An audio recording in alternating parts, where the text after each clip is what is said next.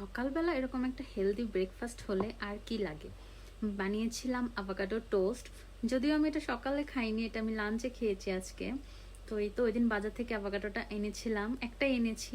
তো এটা আজকে দেখলাম পেকে গেছে, তো আমি এটা ভাবলাম যে আজকে দুপুরবেলা আমি লাঞ্চে আভোকাডো টোস্ট খাই। তো এই তো আমি অ্যাভোকাডোটা কেটে হাফ দিয়ে করছি, যেহেতু আমি একাই খাবো, আমার হাজব্যান্ড ভাত খেয়ে আবার অফিসে চলে গিয়েছে। তো আমি অ্যাভোকাডোটা ম্যাশ করে নিচ্ছি। এতে আমি দেব অল্প একটু পেঁয়াজ কুচি আর টমেটো একদম কুচি কুচি করে কেটে নিয়েছি। তারপর আমি এটাতে দিয়ে দিব 2টা ডিম। যেহেতু আজকে আর দুপুরে কিছু খাচ্ছি না, এর জন্য প্রোটিনটা একটু বেশিই রাখছি। তো 2টা ডিমও আমি খুব ভালোভাবে এটার সাথে স্ম্যাশ করে নিব।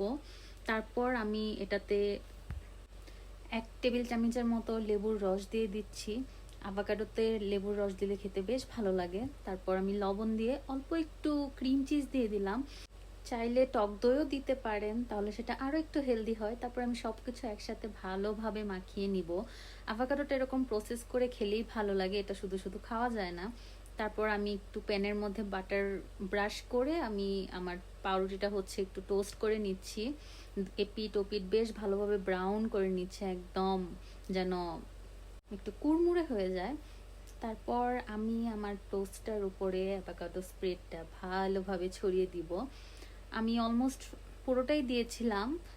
আমি একটা পাউরুটি নিয়েছি, কারণ এই পাউরুটিটা অনেক হেভি ছিল, তো আমার মনে হচ্ছে একটা খেলে আমার পেট ভরে যাবে। আমি এটার উপর এখন অল্প একটু চিলি ফ্লেক্স দিয়ে খেয়ে ফেলবো। এটা কিন্তু বেশ হেলদি আর ইয়াম্মি একটা খাবার।